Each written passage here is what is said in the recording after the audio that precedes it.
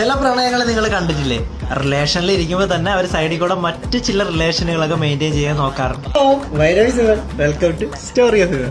ജോലിയിൽ ഇരിക്കുമ്പോഴും ആ ജോലിയിൽ തന്നെ ചിലപ്പോൾ നിങ്ങൾക്ക് പ്രൊമോഷൻ ഉണ്ടാവാം, പല ഉയർത്തലും ചർച്ചകളൊക്കെ ഉണ്ടാവാം. പക്ഷെ നിങ്ങൾ എപ്പോഴും സൈഡിൽ കൂടെ എന്തെങ്കിലുമൊക്കെ പരിപാടി ചെയ്യാൻ ശ്രദ്ധിക്കണം. ഈ സൈഡിൽ കൂടെ ഉള്ള പരിപാടി എന്ന് ഞാൻ ഉദ്ദേശിക്കുന്നത് നിങ്ങളുടെ കണ്ടിന്യൂസ് പ്രൊഫഷണൽ ഡെവലപ്മെന്റ് ആണ് കേട്ടോ.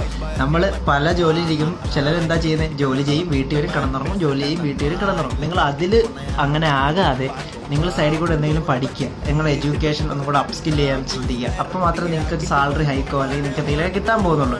ഇനി നിങ്ങളുടെ സെക്ടർ, നിങ്ങളിപ്പോൾ വർക്ക് ചെയ്യുന്ന സ്ഥലത്ത് നിങ്ങൾക്കൊന്നും കിട്ടുന്നില്ലെങ്കിൽ നിങ്ങൾ സൈഡിൽ കൂടെ വേറെ ജോലി അന്വേഷിക്കുക. എന്നാൽ മാത്രമേ നിങ്ങൾക്ക് വീണ്ടും ഒരു കരിയറിൽ ഒരു ഡെവലപ്മെന്റ് ഉണ്ടാവുള്ളൂ. അതിനാണ് നമ്മൾ പ്രൊഫഷണൽ ഡെവലപ്മെന്റ് എന്നൊക്കെ പറയുന്നത്.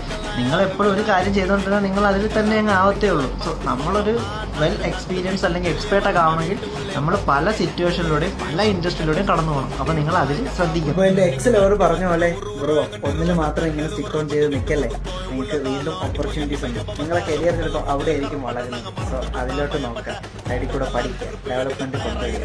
പിന്നെ നമ്മുടെ പേഴ്സണൽ ഡെവലപ്മെന്റ് എന്നൊരു ഇൻസ്റ്റാഗ്രാം കമ്മ്യൂണിറ്റി ചാനൽ ഉണ്ടല്ലോ, അതിൽ നിങ്ങൾ കയറുക, നമുക്ക് പേഴ്സണലി കുറച്ചൊക്കെ ഡെവലപ്പ് ആവാം. പിന്നെ വീഡിയോയുടെ തുടക്കത്തിൽ പറഞ്ഞ പോലെ പ്രണയത്തിന്റെ ഇടയിൽ കൂടെ വേറെ പ്രണയമൊക്കെ ചെയ്യുന്ന ഒരു ചതിയാണ്, അതിലൊന്നും പോകാതിരിക്കുക. മാക്സിമം നിങ്ങൾ നിങ്ങളുടെ പ്രൊഫഷണൽ സെറ്റ് ചെയ്യാൻ നോക്കുക. പാർട്ട്ണറിനെ മാറ്റുന്നത് അവരെ നമ്മൾ ഇഷ്ടപ്പെട്ടല്ലേ സ്നേഹിച്ചത്. അപ്പോൾ വീണ്ടും കാണുന്നതിലേക്ക് ബൈ.